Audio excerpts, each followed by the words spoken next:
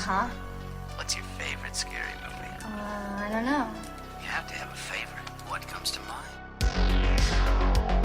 You are listening to Scream with Ryan C. Showers, the podcast for Scream fans just like you.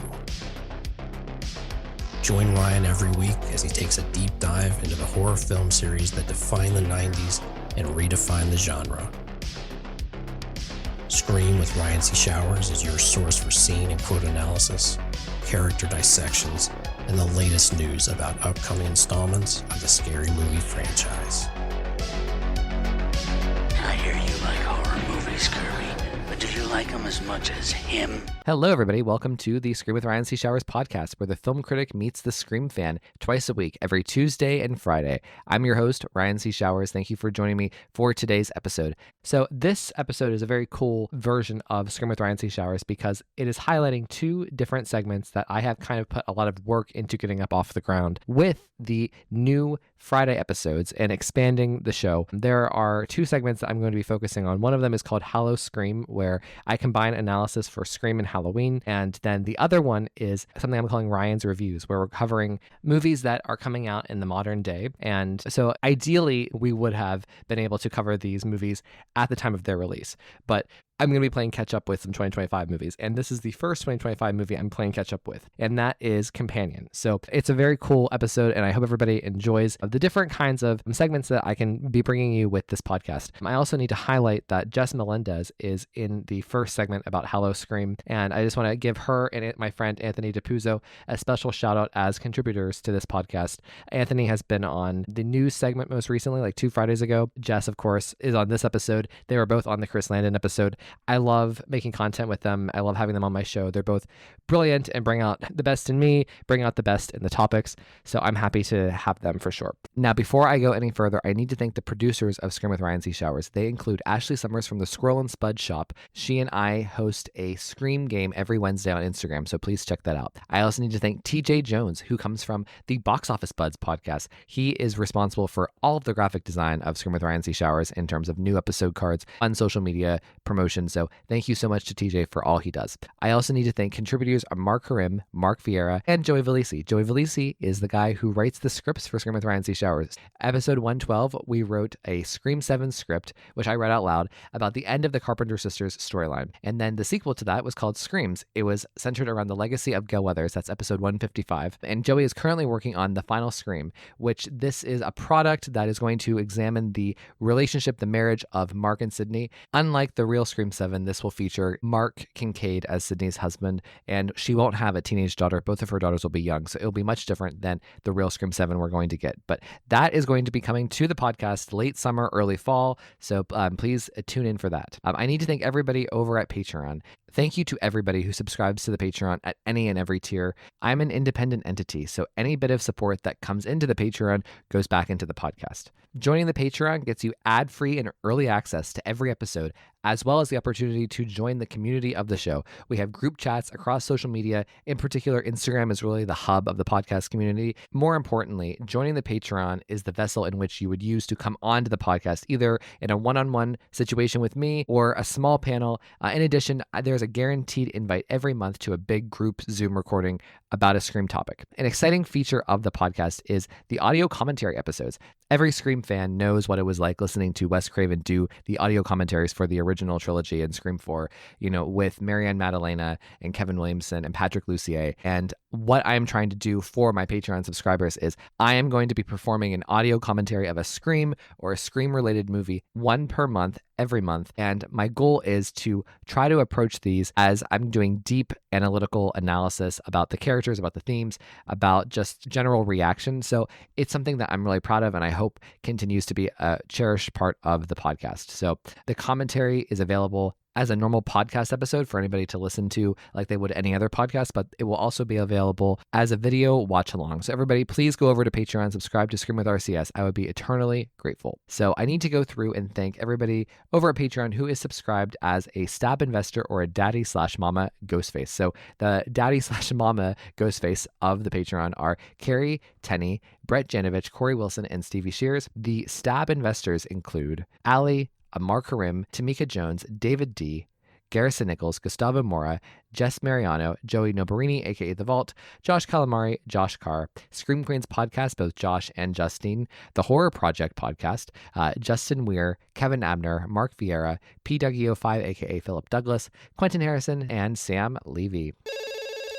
Everybody, welcome to Hallo-Scream with Ryan C. Showers, where I'm trying to do this thing where we combine analysis of Scream and Halloween because they are similar franchises. They contain similar ingredients, and just kind of comparing and contrasting the two horror franchises, and there is such a huge overlap with just the fans of Halloween and Scream, so it's a natural comparison.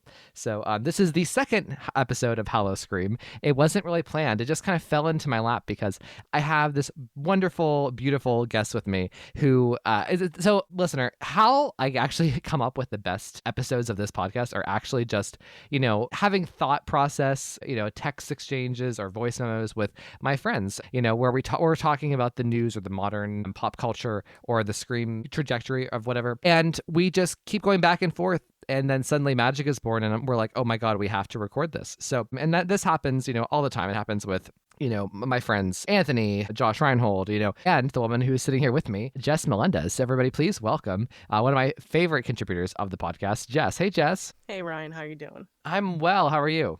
I'm doing well. Well, I'm so happy to be sitting here with you. It's so funny, whenever you and I have these exchanges, it's so fun because it's I get such a dopamine hit whenever it happens. It's just oh my gosh, she's so right. So, yeah. Well, Jess, before we get going any further, so welcome. You were the very first ever official guest on a Hallo-Scream segment because the Hallo-Scream I did back in the fall was just me. So welcome. Wow, I am so honored about that, especially since I'm such a huge fan, of both franchises. Wow, yeah, this is great. Well, and you in particular have made magic with me as it regards to this type of thing where we've compared Laurie and Sidney before, and it's been great. So now this episode, we're not really comparing the characters here per se, but we are going to be comparing Neve and Jamie Lee Curtis and kind of talking about the trajectory of the two franchises as it relates to announcement. It's not even a formal thing that came from the studio, but it's just been leaked by reliable Hollywood people who kind of always have the inside track on stuff. But Scream 8 has been in development, of course, that we've known that for a couple of months, but it's been reported that Neve Campbell will be in Scream 8 and that Scream 8 will be a Sidney story. And this it's so funny to me because before I pass it over to Jess, so as people have been aware, the podcast used to be very much Twitter based, and over the past year especially, it has become very Instagram based in terms of my interaction, my imprint, where I spend most of my time, the community where the people of Scream with Ryan C. Showers hang out mostly, is Instagram now. It used to be Twitter. And I'm so adjusted to Instagram in terms of the thinking, because also just for self-preservation, just because Twitter is such a horribly toxic place. And we've talked about it at length in terms of Melissa Barrera's fandom, right? And just the reaction to her exit and everything that's ensued. But, one thing I realized when talking to Jess over the past couple of days is that, it really wasn't even just Melissa's exit of Scream. It was a lot that happened before. I think that the seeds of the divisiveness and the hostility that the fans of 5 and 6 have toward Neve Campbell continuing on in the Scream franchise, those seeds were already laid, well before Melissa had even had the conflict with Spyglass. So, it's almost a fool's errand to say that everything that's happened is a result of the events of November 2023.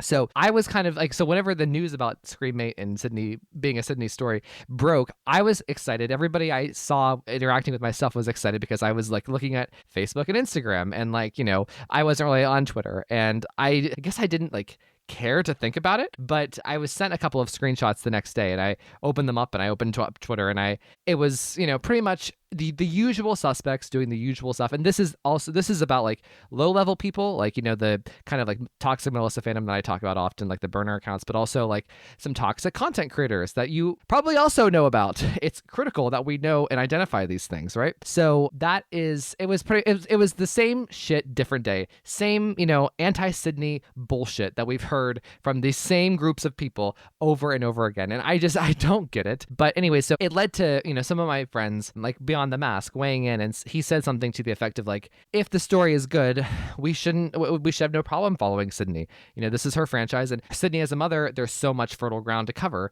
in Scream sequels, of which I agree. So I was so overwhelmed by all the negativity on Twitter when I saw Beyond the Mask's tweet.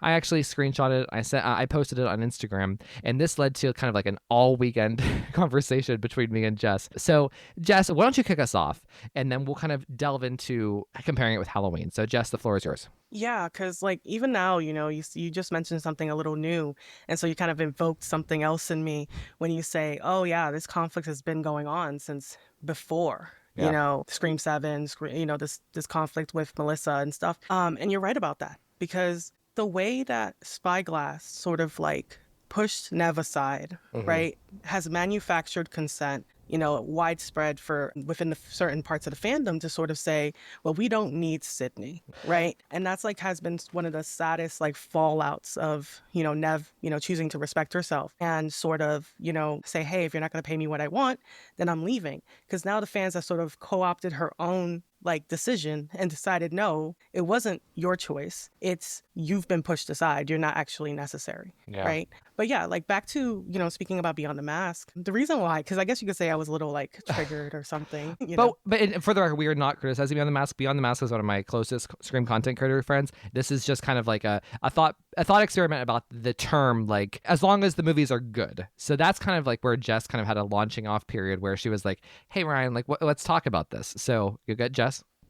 Yeah, no, of course. I love Beyond the Mask. I think he's great because like we were talking about back and forth, like I kept reiterating, I kept saying like, listen, if all the bullshit with Melissa, Neve, and all that other stuff hadn't been going on or hasn't been going on, then he would have said something perfectly normal for any franchise ever, right? Yeah. That as long as it's good, keep going, as long as it's quality. And that really bothered me because of the state of things with, Neve being her necessity being in question, it really bothered me because I'm like, I don't feel at this point that she needs a reason to continue or she needs the movie to be good. I feel like she and Kevin have ownership on this more so than anyone else, especially since, the franchise itself has been sullied with the quality of Scream 6, right? Yeah. We had a good thing going. They messed it up. And we talked about how, I find that offensive, that they kind of messed it up with just these random characters. Well, so Jess, before we like talk about like the quality being messed up, let's start with like the root of the problem. Like you've said it before in this podcast, but it's worth reiterating is like how you see the franchise in terms of like who is centered and why that makes Scream different. Right. Yeah. And okay.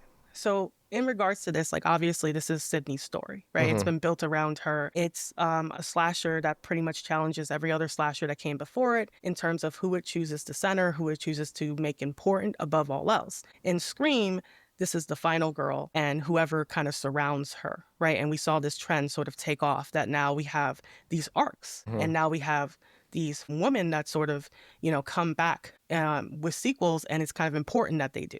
Now they're the reason that people are going, and that the idea of Ghostface and how Scream treats Ghostface is that they're the ones that are interchangeable, right? And the reason, like, I guess you're saying, like, why is it thematically wrong, right? To like sort of I guess you could say that we need a Samantha Carpenter in this series is that I personally feel like I was never okay with the decision to make her related to Billy because I feel like that automatically inflates him past what he was ever supposed to be. He's supposed to be this person that wants to be important, but the nature of the Scream films is sort of having that debate, that back and forth between all these Ghostface about, what's actually important, what does it mean to be a hero? And then the answer is, each and every time, actually, no, you don't matter. Actually, no, you're just a murderer that's taking out whatever grievance it is that you have in a really, really pathetic way. And the hero is what matters, and that legacy is what goes on. In fact, that legacy is so important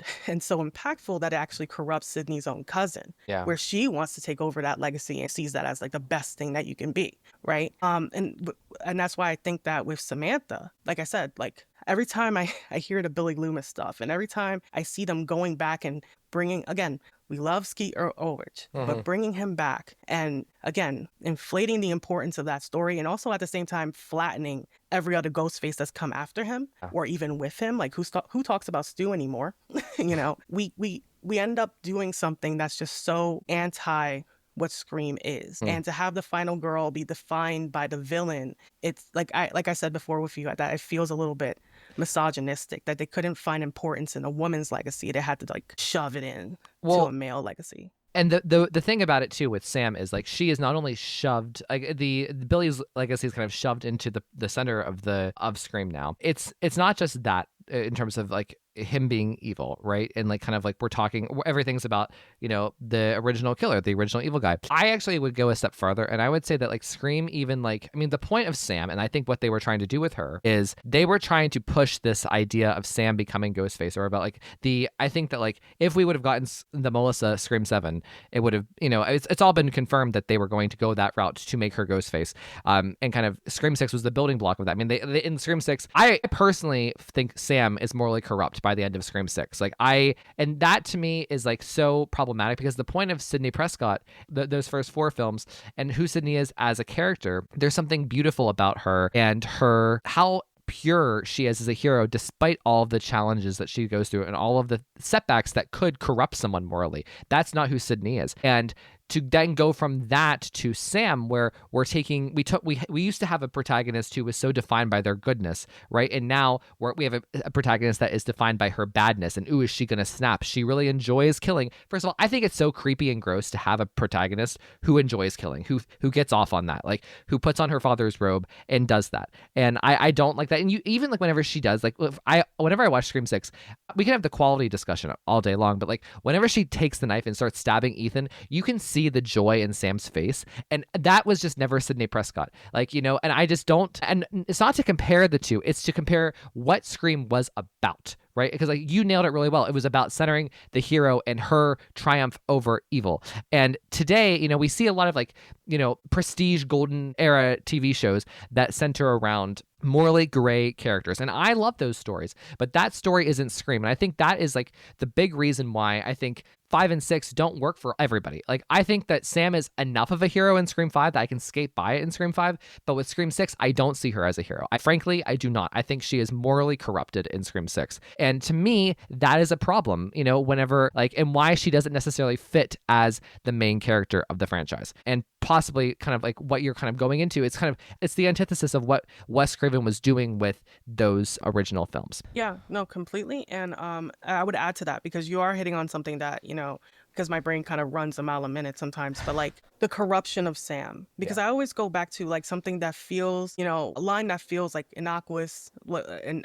when Neve goes, "Not in my movie," because that whole movie is about Billy and Stu trying to make her into a victim, make her fit into their script for what a horror movie is, what a horror heroine is and is not, and also what a horror victim is and is not, right? They do almost all the steps to try and get her into victim mode, including, you know, this coercion and manipulation into sex, right? And then Sidney says, "Not in my movie." Yep. She redefines horror in that moment. She declares that she is the final girl, you know, basically, and that she has survived this and she has overcome, you know.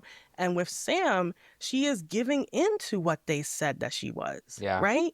Like, they're like, "Oh, you're a killer, you're this, you're that," right? All the, you know, whatever. And Sam's like, "I'll show you. Here I am." Yeah. I'm actually going to put everyone else in danger. Hayden's going to be bleeding off to the side. My sister was stabbed. She's also bleeding out potentially. And I'm going to make a phone call, put on my father's robe, and I'm going to kill you theatrically as I'm telling you that I'm somehow morally above you. Yeah. Well, and like, so, I mean, that's where it kind of goes into like the quality of Scream 6. So like, you know, what Jess, further into our conversation this past weekend, Jess and I were talking, and she kind of said like, we were talking about the idea of passing the torch and like this obsession that like the new fans kind of have with these new characters. And like, you know, because it's funny, like, you know, I think like the dividing line for a lot of people is like the original trilogy, or like 1 to 4 and then 5 to 6. But like, you know, I think, and like, there's this obsession with this idea that Sidney needs to be retired, and that like the new characters are so strong that they are redefining what Scream was. Like they are the new face of Scream. And for me, like, and it's just like, so this is, I've never believed that. Like, I'm sorry, but like Scream has never been that franchise. Scream has never been that girl. And like this idea that like you have to mix things up in franchises to give it more life. And I just don't see it that way. I don't think Scream was ever designed to be that way. And it's just kind of like, Jess was describing it to me as like Scream 5 and 6 are kind of like a pit stop, for the franchise. Like, and here's the thing, like, Scream is kind of a living and breathing document in a way. Like I was, after Neve chose not to come back for Scream 6, was I upset? Yes. But was I willing to give it a shot? Yes. I think they showed in Scream 6 why it needs to be about Sidney. And I think that's kind of what Jess was talking about in terms of the declining quality. So Jess, do you want to speak about this? Yeah, because like you're right? Like I don't feel that these characters are like I think I said to you, I think they're as deep as a kiddie pool. You know, like it's not that deep, and it's crazy, right? Because people go on and on about Tatum because she had all these nuances. You can tell what kind of woman and friend that she was. Like, like Rose McGowan brought so much to that character, and the interest, the just like the small things that she would do and the details, right? In Scream 5. And in Scream 6, we don't necessarily get to, and I think Anthony also made a great point, is that you don't get to see these people existing in different situations that are not directly serving the main character. And so thus you don't really get a lot of character. And that's why, to me, they could never carry this franchise because they're not thematically right?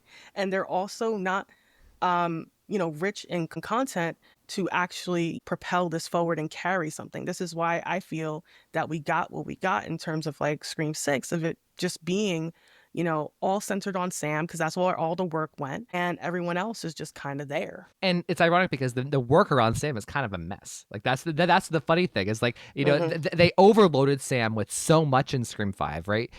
She's on pills, she's this, she's that, she had a bad childhood, she was this, she's that, she's a bad girl, she had this thing with Judy, and she got the diaries, and she hasn't talked to mom, and blah blah blah blah blah. Like it's just like so much, and then you get Scream 6, and it's frankly a mess.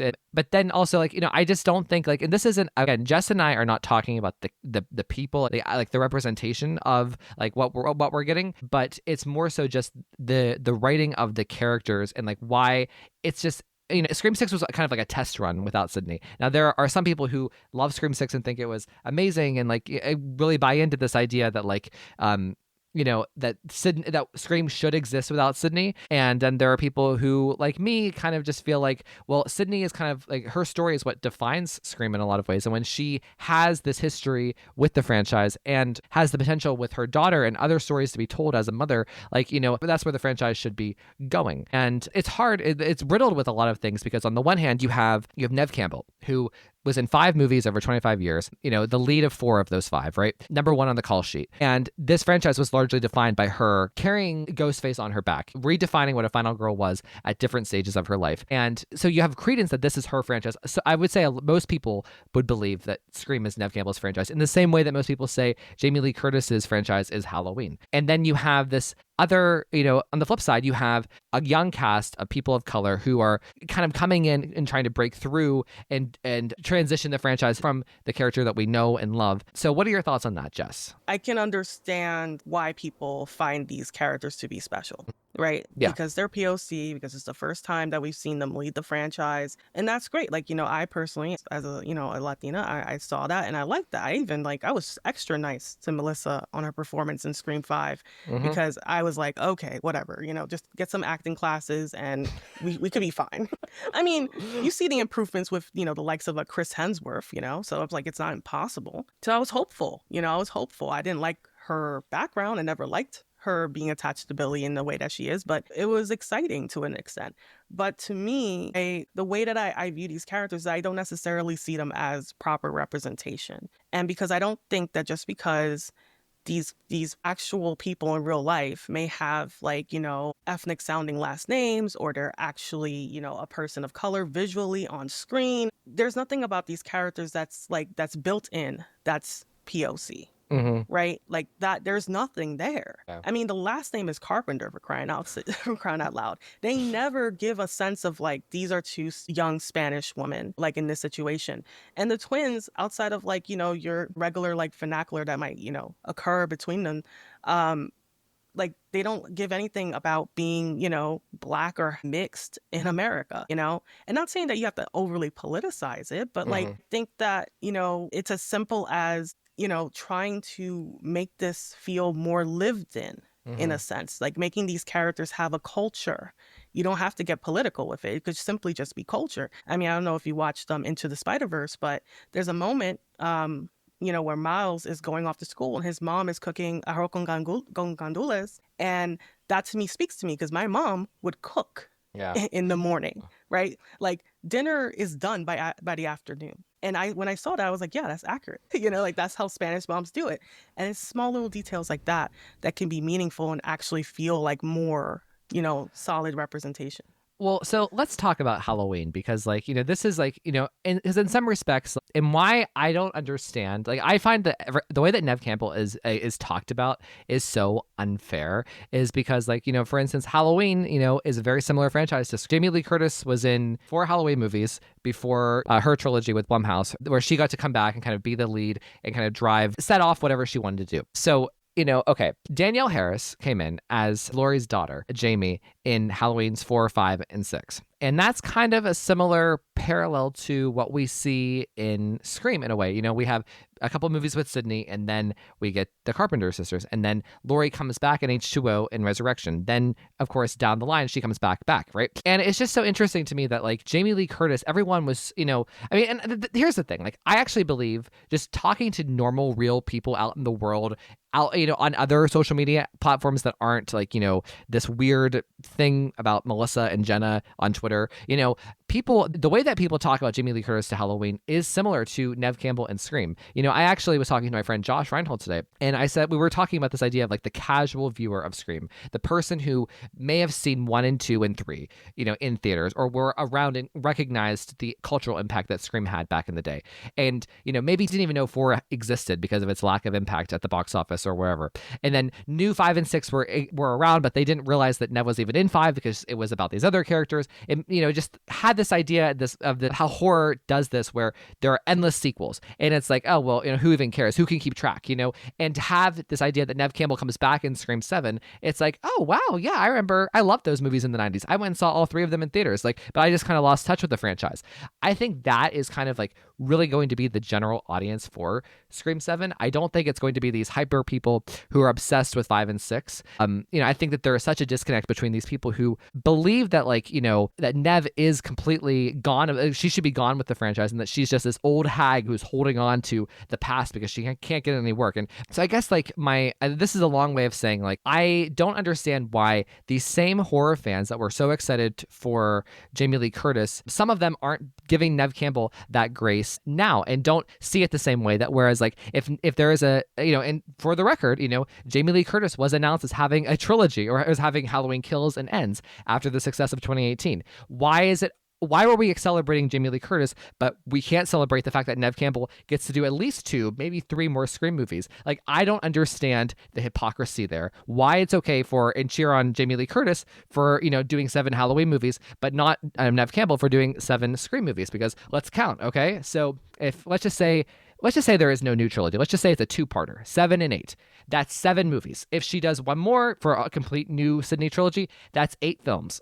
Versus Jamie Lee Curtis, she had 78, 81, H2O, Resurrection, 2018, Kills and Ends. That's 7. So it's the same amount of films. Why is there all of this negativity about Neve Campbell, but returning to her franchise, but Jamie Lee Curtis is always welcome to come back and do whatever she wants with Halloween? And I think that's what Jess's frustration was with Beyond the Mask, saying only if they're good, because, like, a lot of people don't think the new Halloween movies were very good. So Jamie Lee Curtis can come back, make as many shitty Halloween movies as she wants, but Neve Campbell has to be at the mercy of and the judgment and the approval of these people who stand Jenna Ortega and Melissa Barrera. Give me a fucking break. So Jess, the floor. No, yeah, I totally agree. Because we were, just talking about Jamie Lee and the Danielle Harris conversation. I was telling you, right, that I know people who love Halloween and they would be more than happy to just have Danielle come back. They are okay with the mind fuck or how hard that timeline is going to split. They're like, okay, different universe, but Danielle gets to come back and finish her story. We want that, right? Because they celebrate both women. They both have value, right? With the Jamie of it all, Jamie Lee, that is, you're right. Why is it that she just gets to come back? And I think that, and people are happy about it, like I just don't right, understand what the big fucking deal is about Neve Campbell, possibly doing the same amount of films as Jamie Lee Curtis. It doesn't make sense to me that Neve is an old washed up hag, but Jamie Lee Curtis, she's an icon.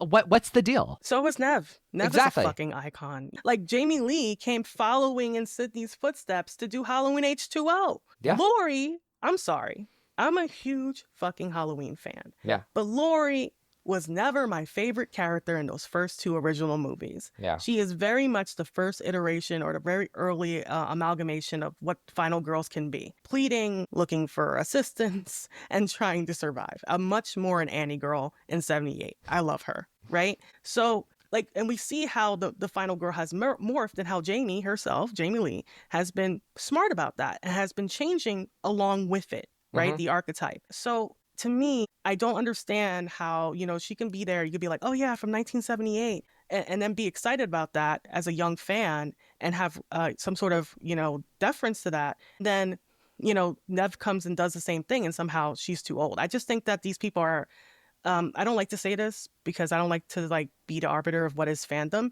but it almost feels like these people don't really care about the history of these films or the films that came before. They just kind of care about what's coming out now. Like the studio tells you what's important and you kind of follow suit, kind of like what happened with Scream 6, right?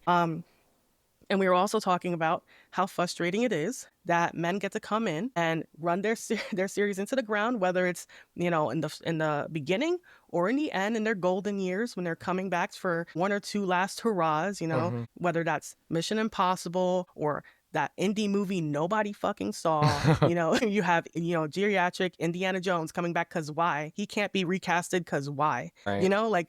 That is actually ridiculous. And we talked about, I made the point of you, horror has always replaced, historically, almost always replaced the final girl. Yeah. And women don't get to benefit off their series. And that's why I quite literally don't care what Neve or Kevin do with this franchise. Of course, I want it to be good, but I think they have every right to earn the money that they earned. Well, and you make a really good point in the fact of Jason Statham, does he make good movies? I mean, no, he doesn't, but he still has movies come out year after year after year. And the quality isn't, it's yeah, you can only do this as long as it's good, but men can make the shittiest fucking movies in the world. And you make a good point, Harrison Ford is the perfect example, in terms of he is literally, he literally can't do his own stunts because he is so fucking old. Yet, Neve Campbell, she's not, the torch is passed. Sidney's story is over, and let's talk about the idea of passing the torch. I guess I just had a Freudian slip here. Torching, passing the torch, because I do want a torch passing the torch. I don't understand why the torch has to be passed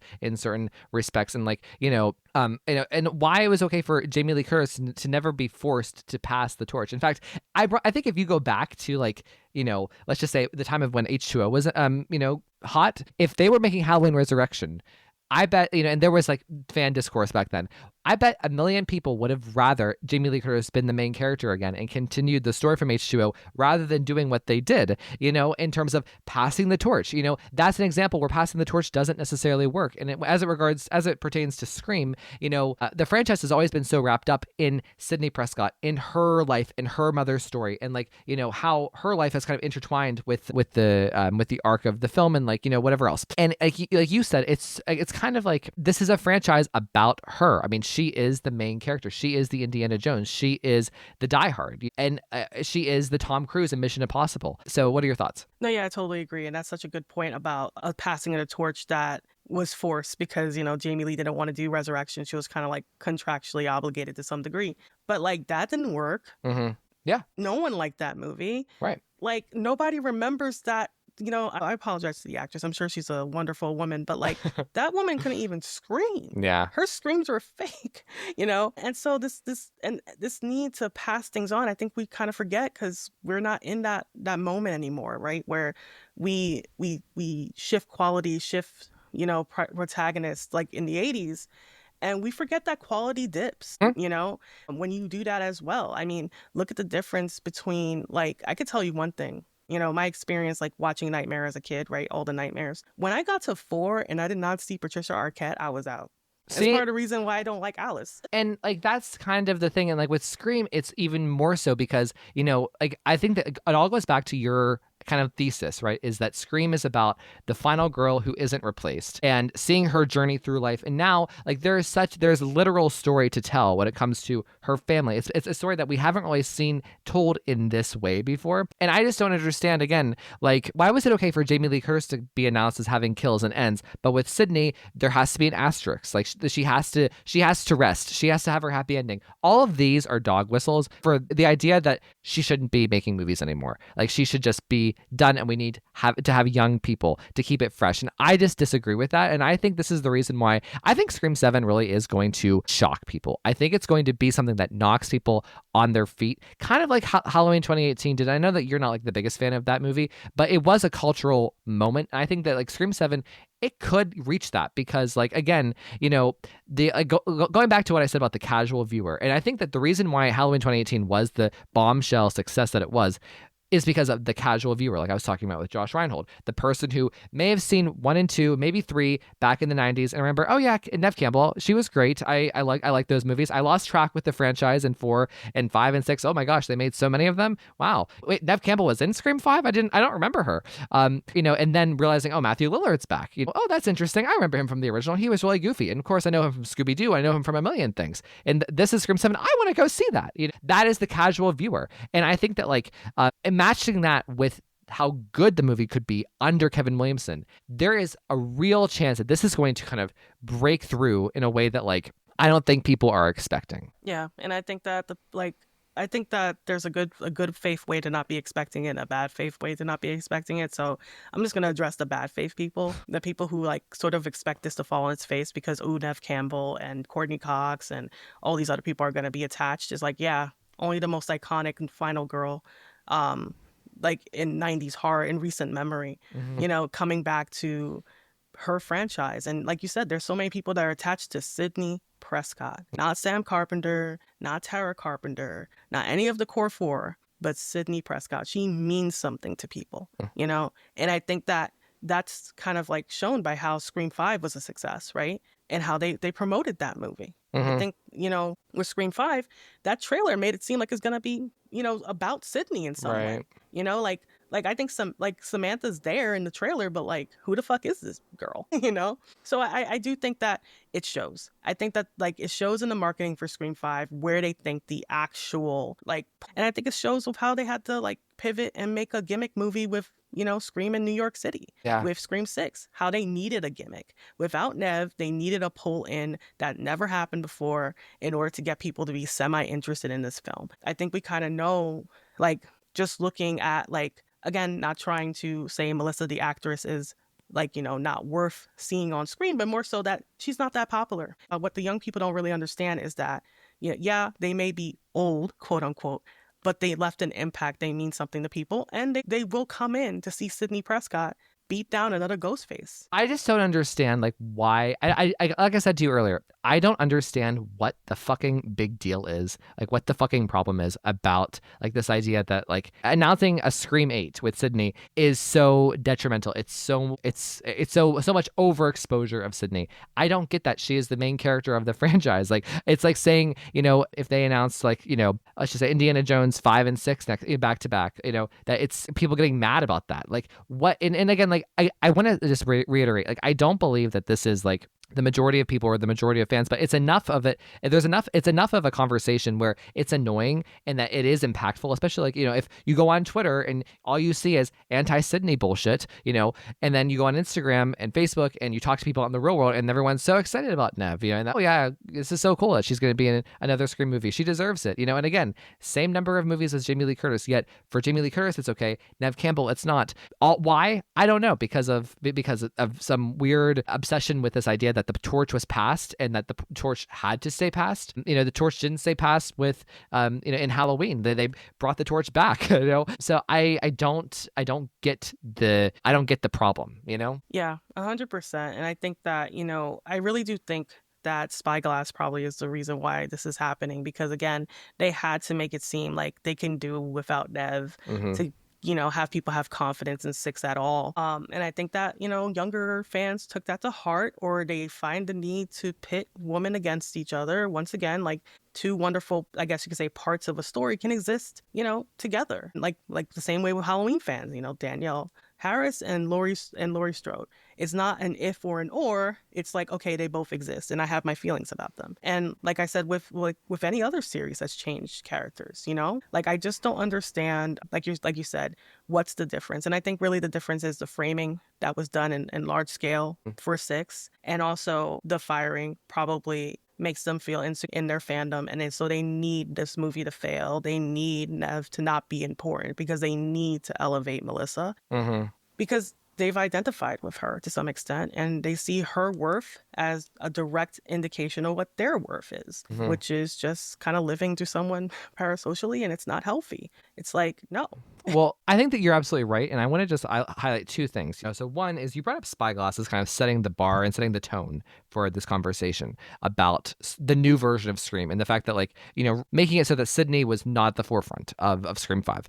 As much as it is about Spyglass, I also just want to say Radio Silence, because they were, if you watch the DVD bonus extras, they literally say our intent was to pass the torch. Like, ew, like, shut up, like, you freaks. But like, so there's that, but then there's also this idea of like, I just want to like, say that these people who, as soon as Scream 5 came out and was done and over and they were moving on to Scream 6, people did not want Neve to be in Scream 6, especially like it was a weird thing. Like after she was announced that she wasn't coming back, like there was almost like a relief that some people had. I don't understand why are some characters allowed to be here forever, but Sidney Prescott isn't? She must stay away. Like it's so frustrating, but also, well, if you think about like I think like this group of people always wanted to fight this fight. I think this was always on their radar. And then whenever Melissa was exited, which Jess and I have talked about, Jess in particular, so sympathetic to this cause, but like, there was always a fight that they wanted to have. And then whenever Melissa left the franchise, it gave them a new type of ammunition against Neve and against this idea of Sidney. And then there are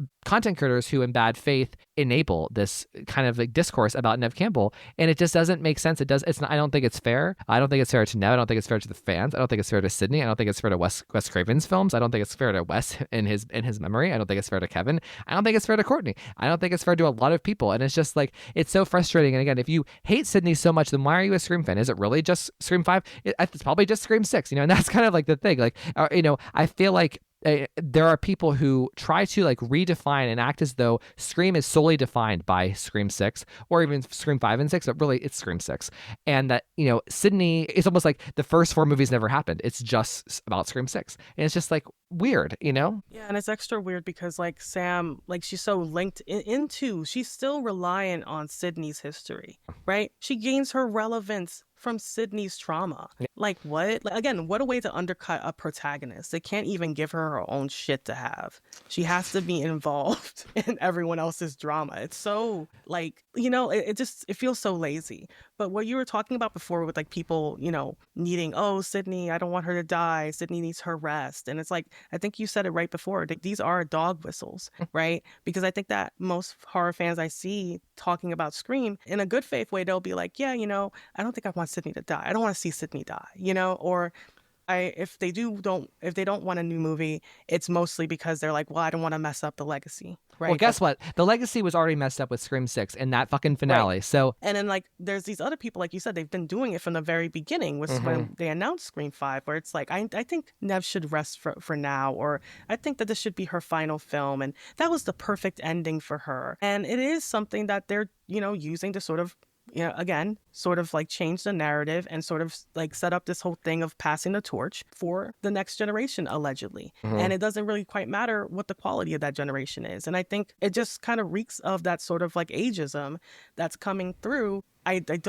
It reeks of people who are not actually fans, like true fans of the franchise, who want it to be something else entirely. If you wanted Scream to be Friday the 13th, then go fucking watch that movie or that series, or I don't know, a GoFundMe for whatever legal trouble that series is in to get a new movie off the ground. Like Scream is not your franchise then. And you kind of said it really nice earlier, like, about like this idea of like women and like, so someone like Neve Campbell, who she invested a lot of her time into making Scream movies over her career, and allowed herself to be defined by that, and then to shut the door on her whenever it's successful again, and basically not allow her to be part of the success that she built, brick by brick. It's insulting, and it just, again, it wouldn't happen to a man. And whenever you do stuff like this, like, even though I don't believe that everybody who says this about Sidney's stories over is secretly a misogynist, sexist, but like you're playing with the same kind of tropes, right? That are misogynists, right? And again, so thinking about it financially, so Neve Campbell comes in when the franchise is a nobody. It's not an IP. She builds 4 movies with Wes Craven, and then to shut the door on her and say you can no longer be part of this success because you're too old or your story is over, whenever the whole, like you've said, the whole time it's been about centering her and her character and her family as the victors and defeating the ghost faces who are interchangeable, and like that message about heroes versus villains. And then like, you hear certain critical arguments about whether, like, if you keep diversifying the cast, or if they keep passing the torch, then we can have so many Scream films. And it's like, dude, why quantity over quality? Like, what's going on here? Like, that's not, again, this is not Friday the 13th. Like, we're not gonna go on an infinite journey. This is Sidney's story. Yeah. And if you're personally not interested in Sidney's life, post 4, then Bye. I don't really know what to tell you. Yeah, goodbye. That's what I say. Goodbye. Yeah, exactly that. Because it's like, you must not have been that invested in her character. And I think that this is where this particular series and some people who just don't get it get confused. This is not the Ghostface show. I don't care how popular that character is or how popular that robe is.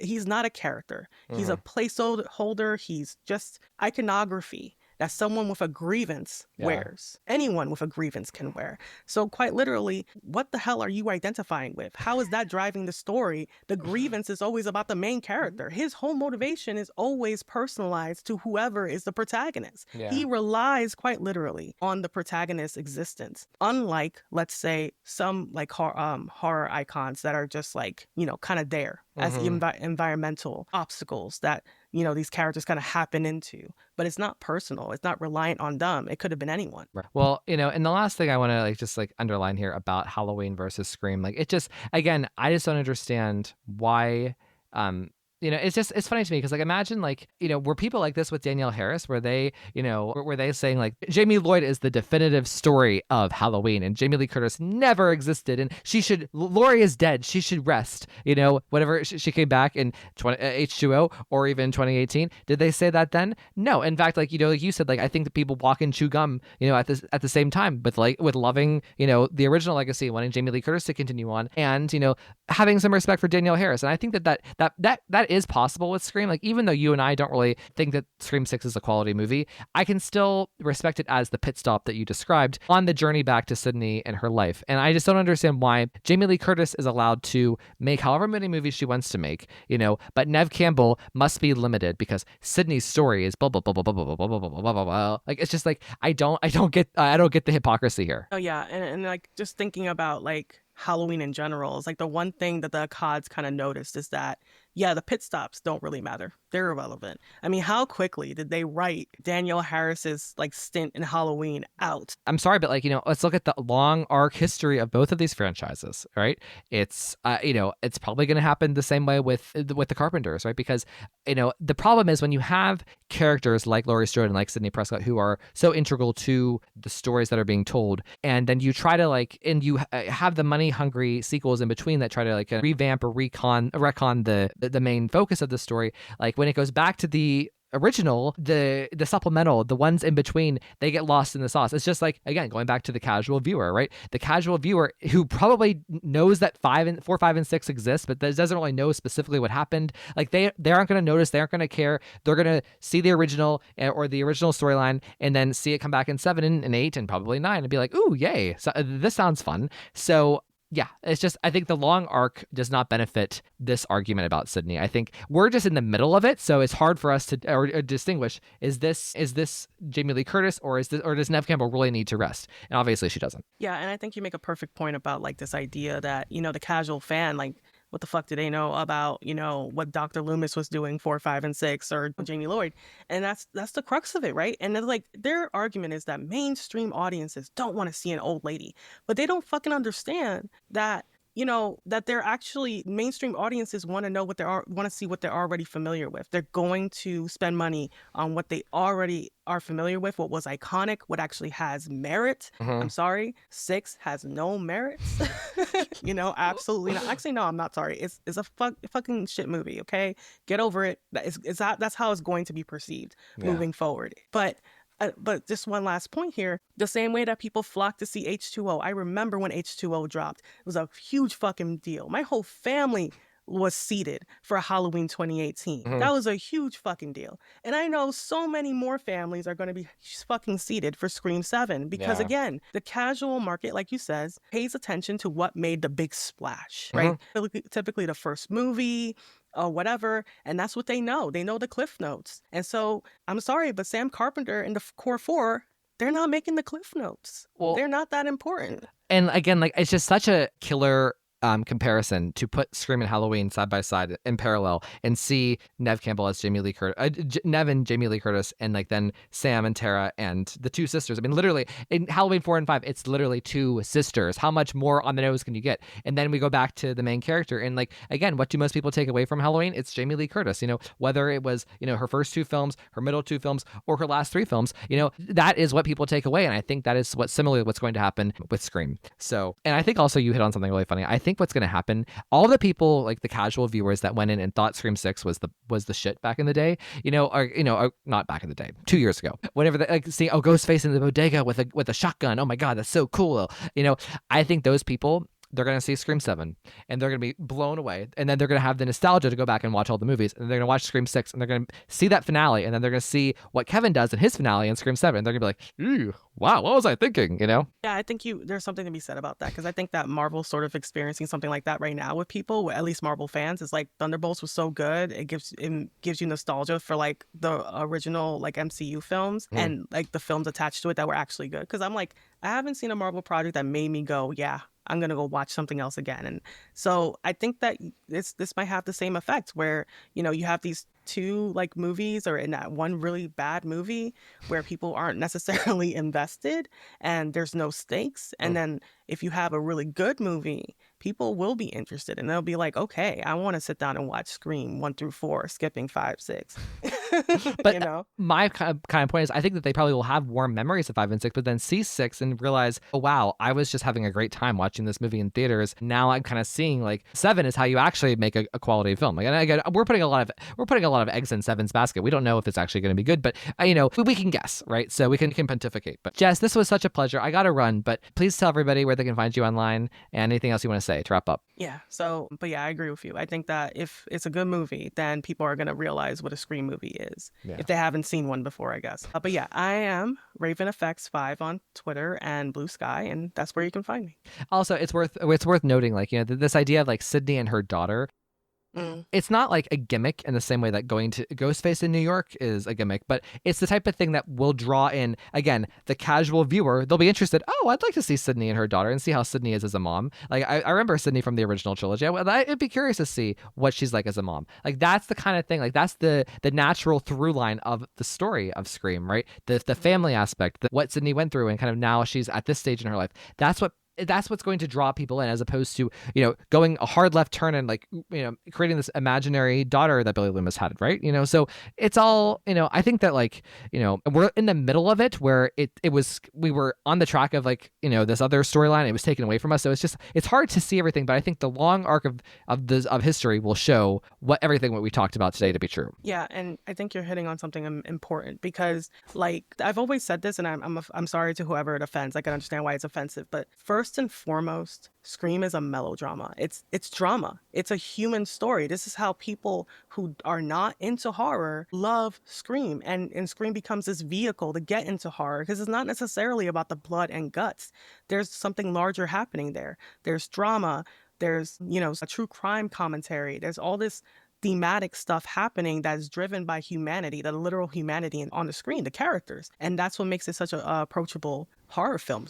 I think that 6 diluted it into a slasher, and that kind of pushes away certain audiences. It almost I call it almost like the McDonald'sification of Scream is Scream 6. So, okay, Jess, I gotta run, but I will talk to you later. All right, bye.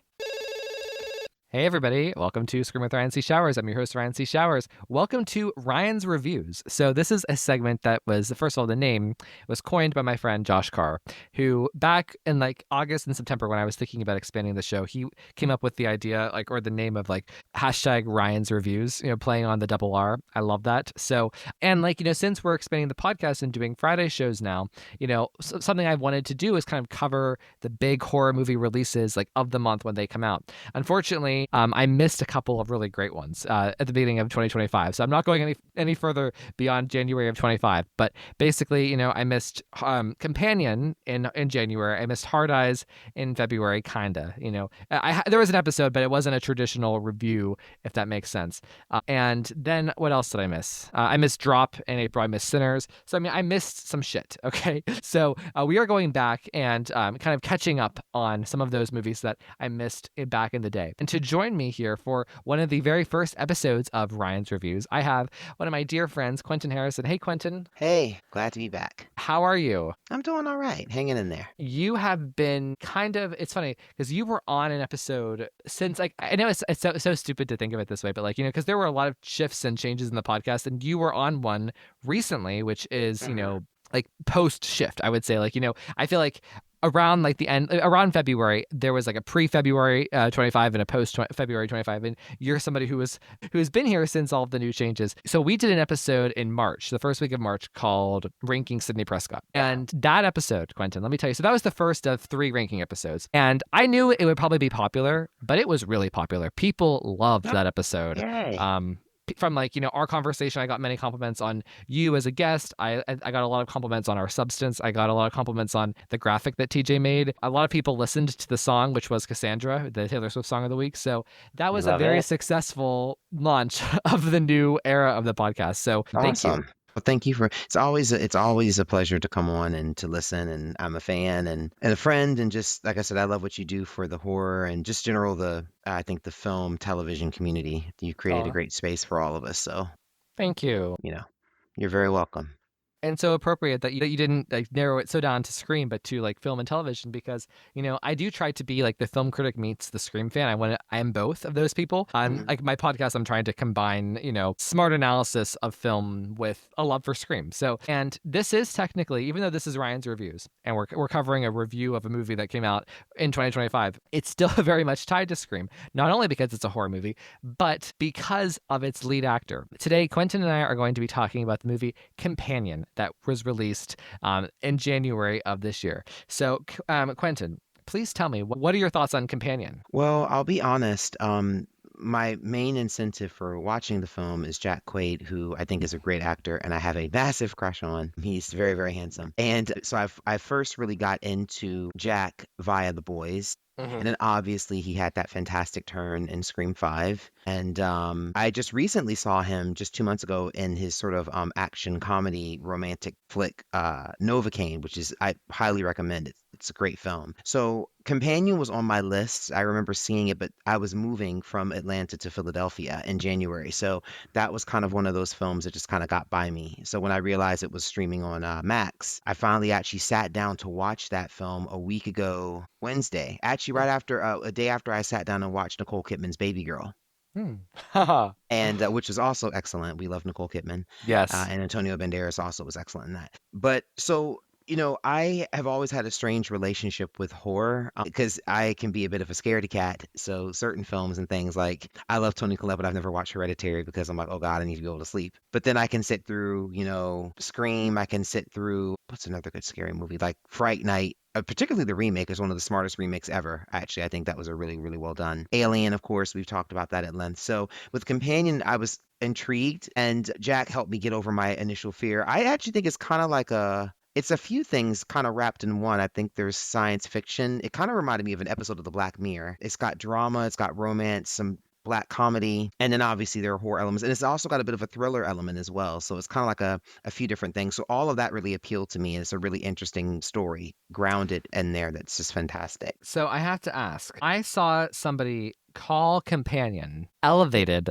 horror, referencing, of course, Tara Carpenter's original, a Scream 5 opening where she talks about elevated horror versus the schlocky stuff, which is Scream, right? But what are your thoughts on that?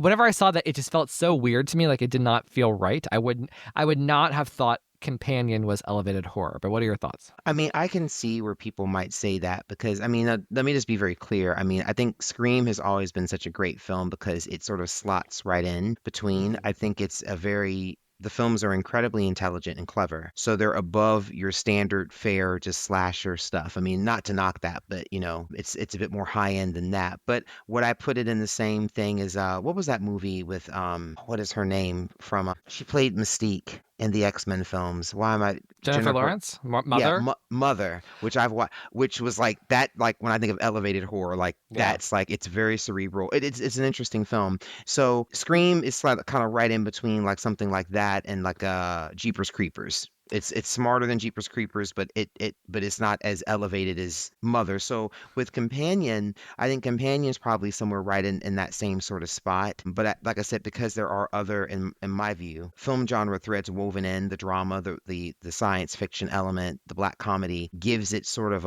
if you hold it like a diamond up to the light, and if you move it, it will cast different sort of light things on the wall, even though you're holding up the same gem. So I think it just depends on who's watching it, which elements stick out. I actually was more drawn to some of the elements of the drama and some of the socio-political commentary in the film that really struck me. So yeah, I hope that wasn't a long-winded answer. I'm sorry. No. So, we are going to be talking spoilers here. So if you're listening and you haven't seen Companion, I'm about to cut you off. So, because it's really hard to talk about why this movie is so good or bad if we can't talk about what happens after the first 30 minutes. Okay, so this is your cutoff. Goodbye. I'll see you after you watch it. It's on HBO Max. Go chop, chop. Bye.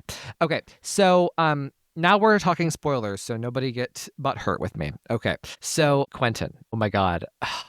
Okay, so I have to admit, there are sometimes like I'm just like I'm a busy person and I very much like I'm a creature of habit. So sometimes there are things in pop culture that pass me by because I have a narrow focus on like I listen to like the same 5 podcasts. I have like the same things on my radar. I'm looking for the same kind of things. Sometimes things just pass me by. So I heard about this movie. My friends at the Happy Horror Time podcast covered this. And so I knew it was in the air. I knew people were going to see it, blah, blah.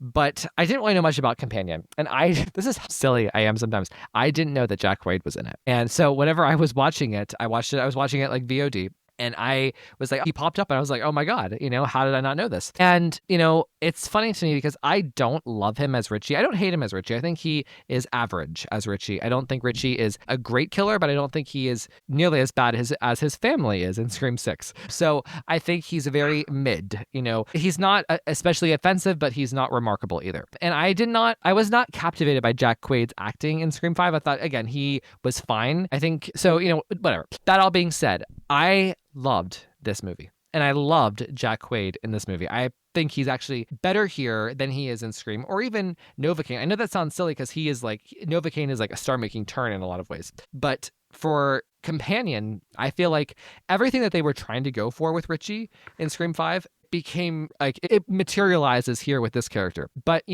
there are like three things about companion that really make me a huge, huge, huge fan. So one of which is the twist is like, I was watching this movie and actually very much identifying with Iris, as the main character, as like somebody who would be anxious, socially awkward, kind of very like an introvert, unsure of her relationship. I'm being nervous in this group of people and identifying with that and really getting sucked into her story, not knowing that she is a robot or that she is a robot for a specific purpose. And then once that twist happens, so she kills Sergey and it's just like, oh my God, what is going on? And it was a huge, massive surprise. Like, one that I was truly like, I did not see coming. So then from there starts this really excellent commentary about two things that kind of collide as one, which are like this gendered feminist analysis of like what modern life is like for men, and women, Then also you have this technological like revolution kind of commentary going on as well. Like, how do we as humans interact with technology? And I have to say, the whole time that the movie played out over the rest of the hour, I was just kind of like so uneasy, so captivated, so not grossed out, but just so like, disturbed by the movie I was watching and what it was saying about our society and the way that we interact with technology and the way that we as human beings can turn to technology and repeat really awful gendered things. You can read this as like almost an allegory for a modern version of like a 1950s kind of a situation between men and women. The same types of patterns of behavior of men, 60, 75 years ago, they're being reborn in this new form of misogyny, right? And it deeply, deeply affected me. Like the way that this particular woman, this robot, is commoditized and customizable, right, for what people specifically want. We see this all the time with dating apps, but just how replaceable she was and how she mechanically filled a void for this man. So, I mean, it's very, very dark, and it really touched me in a deep way in terms of thinking about the world and men and women and technology. So, Quentin, what are your thoughts? I mean, you've touched on a lot of the elements that struck me with the film. I mean, watching it, I knew it was going to kind of be one of those films that kind of had a sort of a what is the term I'm looking for? Not a sad or a happy ending, but one where like someone comes out, but obviously there's a price that they have to pay to get to that resolution in the film. And I knew that Jack Quaid's character just had, obviously when she said, at the beginning, when I fell in love with him and when I met him and then when I killed him. So I was like, either he does something to betray her trust, or he's a bad guy. And then it ended up kind of being both. It's sort of in my mind, what's popping in my head immediately is Florence Pugh and Harry Styles' Don't Worry, Darling. Is coming to mind, which is obviously a play on the Stepford Wives. Not to dismiss the remake with Nicole, that has its cult following, but obviously the 1975 classic film, which I highly recommend everyone watch if you've never seen. But yeah, I think like you said, it really goes to a dark place and sort of and capturing both, I think, our fears, our fantasies with AI simultaneously in terms of what AI can do for us and what it can do to us, and is there any there should be moral responsibility in creating almost sentient, creatures or sort of electronic people. And I love that there was a subversive element with the queer couple as well. Absolutely. Love it. Which was really, that was really tragic. And the way that Jack Quaid's character almost sort of mentally assaults the male robot, Patrick Lucas Gage, who played him, after his partner is killed, whose name was Eli. Harvey Gillian plays him. And Sophie Thatcher throughout, who plays Iris, is just a phenomenal, what a fantastic, I think that's the first time I think I've seen, that I can recall I've seen her in something, unless there's something I'm missing and not recalling in the moment. But she just was fantastic in the role. I think she really just, to me, I think she'll be like a new kind of Jenna Ortega, and that we're just going to see her kind of in rapid succession showing up in different films or certain television shows or shows on the streaming platforms, because she just has such a great range, and she's beautiful, she's captivating, and but she's authentic. So, and again, I love Jack Quaid. I loved him. I've loved him in The Boys, and what he's done in that role across almost 5 seasons. We're coming up on the 5th and final season next year, has been great. I liked him in Scream 5. I mean, I can admit, because he's daddy to me, young daddy, I might be biased, but I just enjoy him because I do think there is a certain overlap in the characters he plays, where he plays like the really cute, relatable kind of everyman, but obviously he can go to different spectrums of that. And in this instance, like with Scream 5, he was more on the not so nice side, whereas with like The Boys and Novocaine, he's more on the positive side. So I think he's someone who's going to have range, and he can just do a lot. And but yeah, I think like I said, the film, there were many moments in the film where I was shocked, lots of gasps. I felt a lot of sympathy, like I was moved in many instances. Not so much where I was going to cry, but just where I just my heart like just went out to Iris's character, and then some of the other people, in terms of just the way the plot develops, in terms of the selfishness of just our current culture and youth culture, and that just to murder people just because, oh, I want this, I want that, and just that need for instant gratification and convenience is really going to be the end of us as a culture and a society if we don't get that in check, because that's the root of it. Right. So yeah, I know I probably just prattled on. I do apologize, but No, and like, but what you just said, like that, how the selfishness and like the need or desire for instant gratification, that is exactly what this movie is going for. And like, it just makes me think about, gender roles, specifically, because that's at the heart of Companion, which is the idea is that there is this kind of like and the thing is, like, I don't consider Jack Quaid to be geeky in real life, but he plays a geeky kind of incel creep, right? That's kind of like the idea behind the character. Or maybe it's not. Maybe he is supposed to be kind of like this handsome guy, but he seeks out or he buys Iris, a robot, for sexual pleasure or for companionship, instead of actually getting a real human being. And like the idea, the thing that I wrote down in my notes was like, whenever things are customizable and someone is in complete control over somebody else, and like, we see controlling relationships all the time, right? But this is like a whole other form of it, and it makes me feel like it's so regressive, yet it just feels like this movie is signaling a very bad place that society can go if something like this were to be developed. And it probably will be developed, right?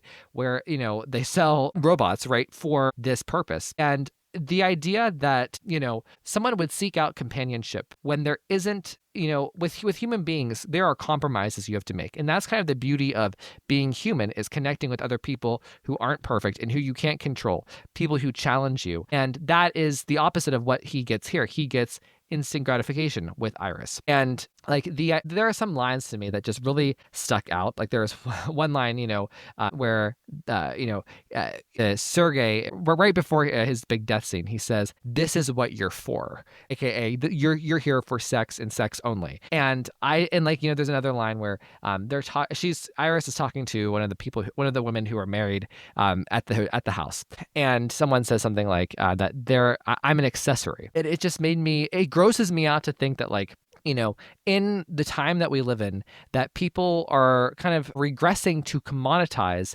other human beings or other forms of companionship, as opposed to, valuing individual human beings, if that makes sense.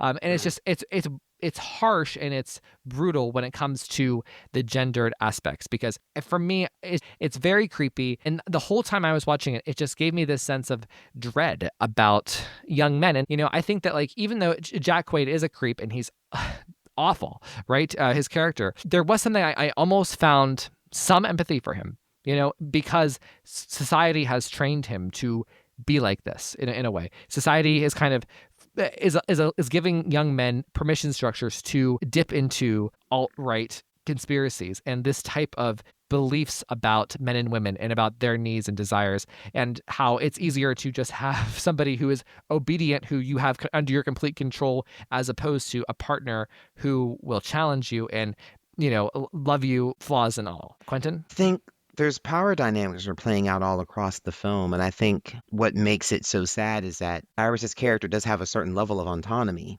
And that's what makes it so, in the way he portrays her by putting her in a situation where she had to defend herself, to allow her to be assaulted. I mean, and let's not forget Kat, Megan Surrey, who's sort of the secondary villain in the piece, her boyfriend is obviously a creep and who is lecherous and most likely someone who would assault someone. But he's innocent in the sense that the whole plot is to set him up to murder him to get his money. And that whole dynamic, because clearly she and Jack have something going on, and that results in at one point in an argument where you see the gender roles kind of revert to the thing where Jack Quaid plays Josh, and Josh sort of says, oh, you women are all the same, and Kat, is kind of hurling insults back at him. I think there's the interesting there's a subtle also racial element with Kat. I think she's Indian American, if I'm not mistaken. And then obviously with Harvey as Eli, who is Hispanic or Latino, and his partner is white, but he seems to be the more dominant in the particular role. So there's kind of a reverse in how that dynamic, people often talk about in interracial dynamics, how the white partner will typically have the power. But in this instance, it's sort of reversed. So there are all these different minor and major power plays occurring. And I think, like you said, that dynamic, the way it plays out across the film in the different ways is very fascinating. And even at the end, I think it was interesting, sort of that dark erotic element where, Josh is straddling Iris and he's like, tell me that you need me. It almost borders on sort of this almost unconscious commentary on, I think, BDSM culture and how that has really spilled even further into the mainstream, both in the heterosexual and the homosexual elements, like the way that has kind of where we are having conversations about consent, about what constitutes sexual expression, what's assault. And obviously there's so many different things to unpack here. There's so many things that are both at the fore, under the surface, subconscious. I think I'm looking forward to, I'm going to buy this on Blu-ray because when I like something, I just buy a hard copy just to go back and to fold this into my viewing as I go back and see it over and over to see what I missed, how I feel about certain things. And like you said, I just think it really does challenge how we view. I think it continues to highlight in this culture that we're living in terms of this convergence of technology, sexuality, gender identity, race, all the different things that we're constantly talking about that we live with. I thought this was just a really well done film. And shout out goes to, I'm going to look it up here in my notes, Drew Hancock, who wrote and directed the piece. But, I think he did a great job in capturing that. I think he really had a sympathetic eye toward the female perspective, which is very uncanny, very sympathetic, very empathetic, and very empowering. Well, can I just jump in here? Of course. Because you brought up the queer couple, the gay couple here. And yes. So we have Eli, but he is the less conventionally, when you think of snobby, gay, Matt Bomer types, he is the opposite of that, right? He is a gay, but an average man, and his robot, Patrick, is the handsome, fit, tall, pretty Matt Bomer type, for lack of a better comparison. And I think that is also interesting to me. That made me really, that spoke to me as a gay person, this idea of other gay men feeling a certain way about the type of beauty standards and not being able to find love or not being able to find companionship, or not putting in the work to find companionship, but just being able to buy a toy. It just makes me muse on the idea of the way that men look at, relationships when it feels unattainable to them or unattainable to their expectations based off of porn, based off of celebrity culture, diet culture, whatever, it really it kind of shook me, see that extra length. And for me, so there's a lot of messaging here, about technology, about gender roles, about power.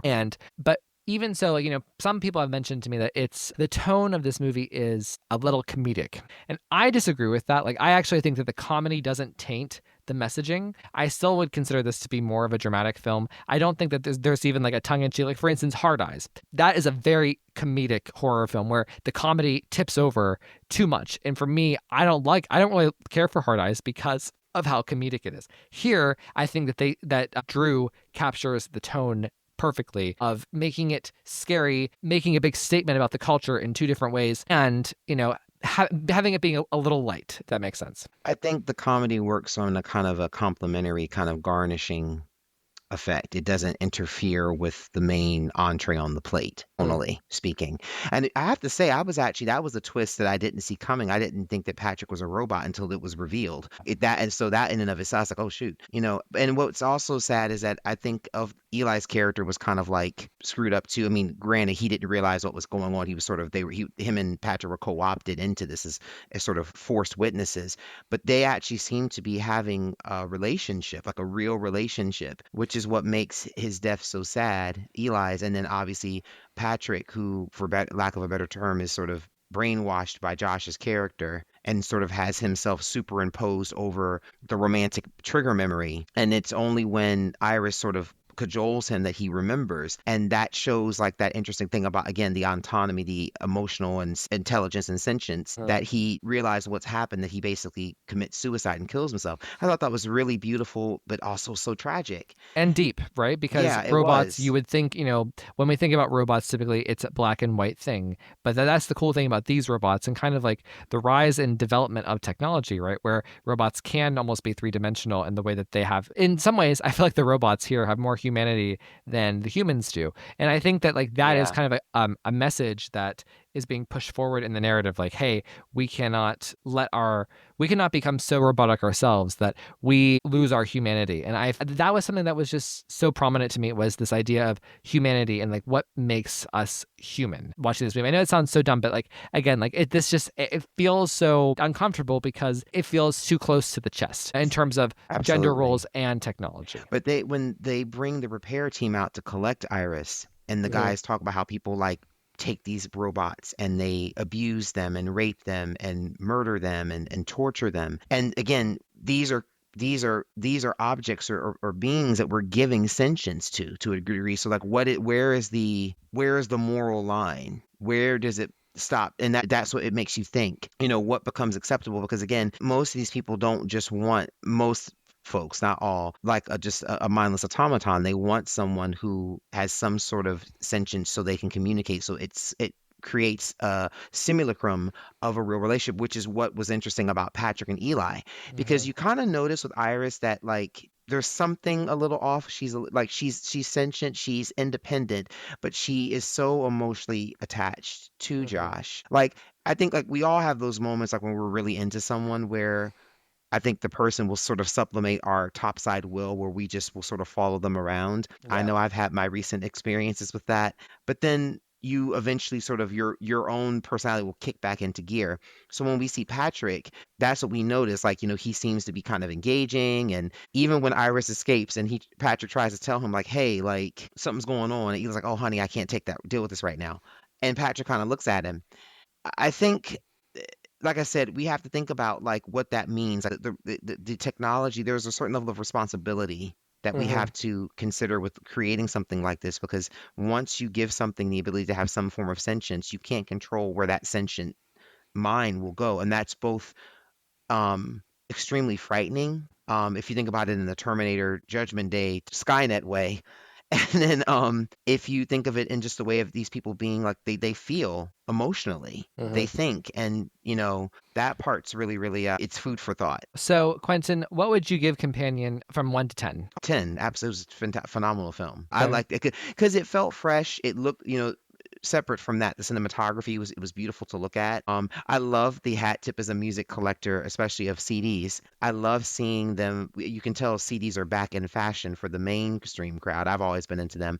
When they have the scene where they put the Book of Love CD into the player, and there's a few other shots where you see the CD collection. So I thought that was great. But just a beautiful film. I love the look of it. The score was excellent. It was a really cool, tight-knit cast, but it still feels, you realize you're in a larger world in the way that they set things up and how they kind of give us certain little tidbits. So I thought it was an excellent film. Definitely a great example of like when the conversations around like, oh, we need more like fresh IPs or fresh stories. This is a fresh story. Yeah, 1000%.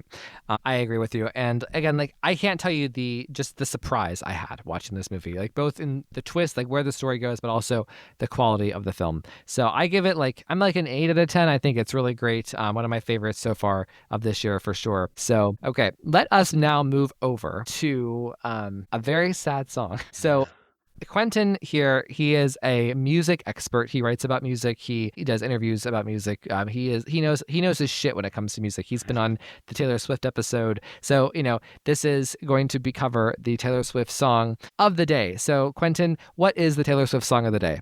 Death by a Thousand Cuts from Lover. And it's so funny because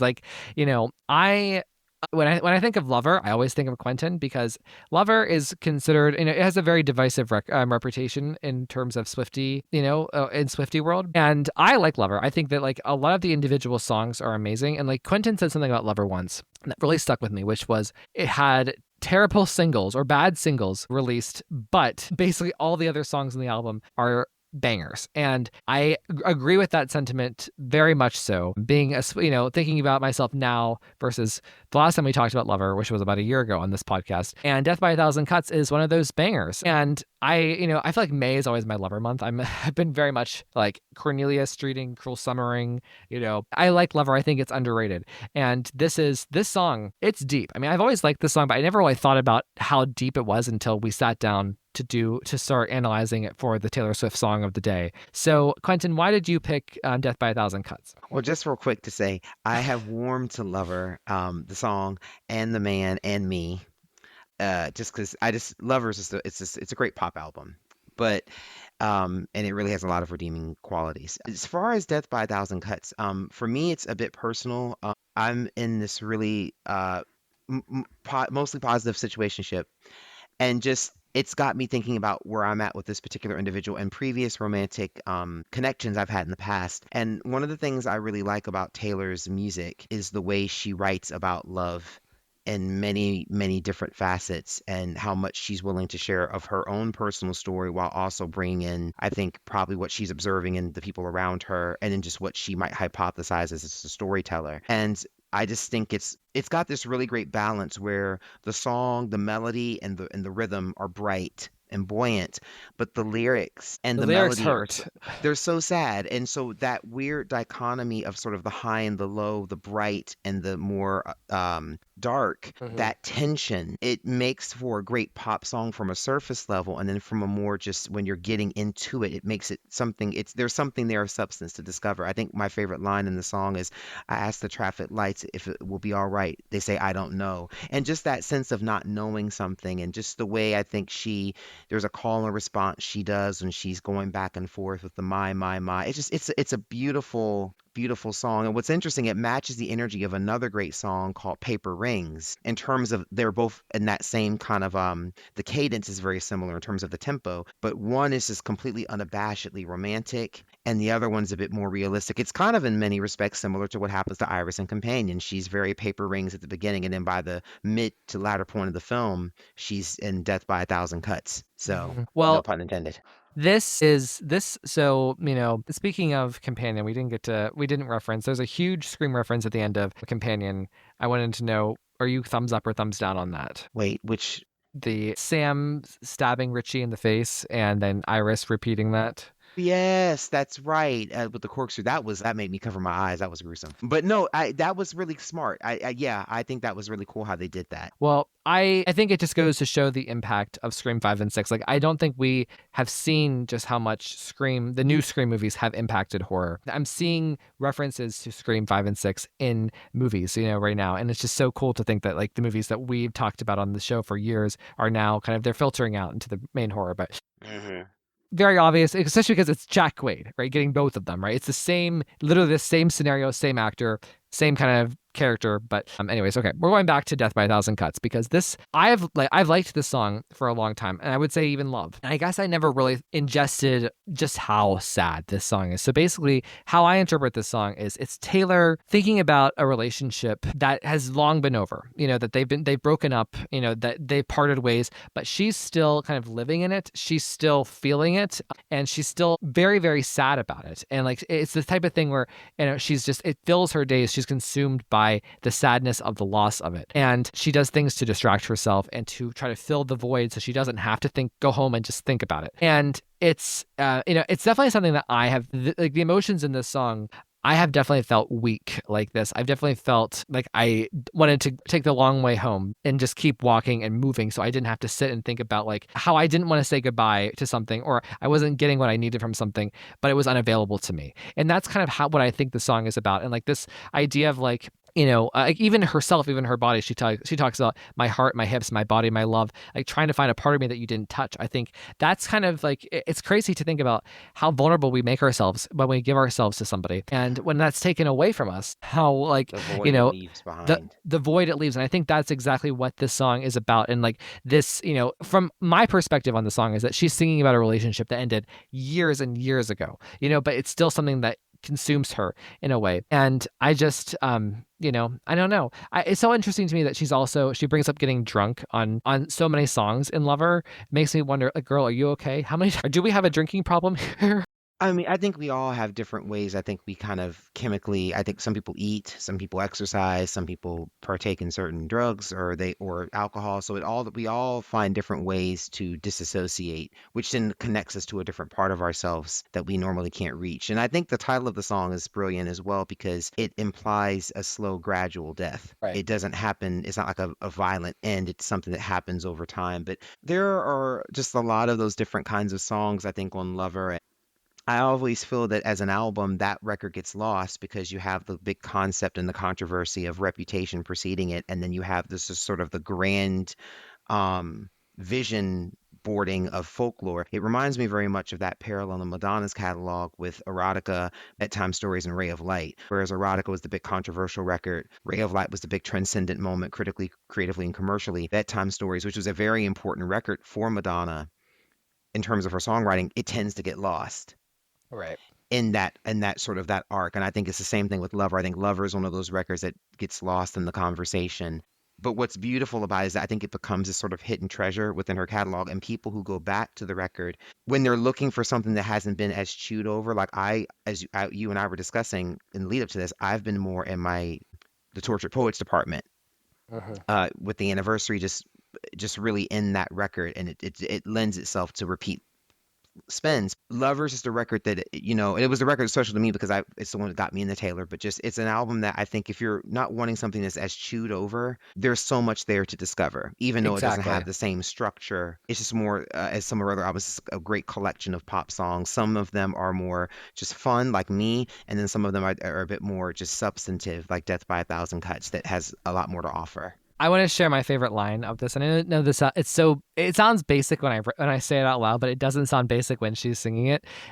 So she says, "But if the story's over, why am I still writing pages?" And I know that, like, again, basic when it comes out of the twink mouth of Ryan C. Showers. I don't think so. I think that's a really profound, succinct line. I feel like I have definitely I've kept writing pages for not only loves, like romantic loves, but friendships that didn't last, for people who have passed in terms of death, and people, pets. There's so much in that line that just, it's so identifiable to me as somebody, who I have a hard time letting go of things, and that hits me deep. So, Quentin, you have the last word here. Oh no, I mean, just Companion is a fantastic film. Lover, the album, and Death by a Thousand Cuts song, phenomenal bodies of work.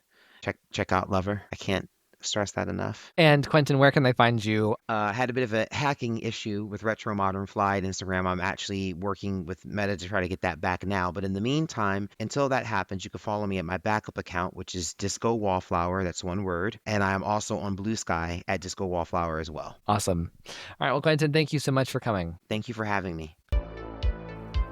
All copyrighted material used or referenced in this show belong to their rightful owners and made possible by the Fair Use Act.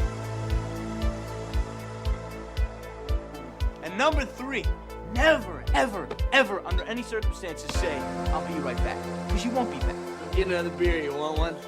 Yeah, sure. I'll be right back!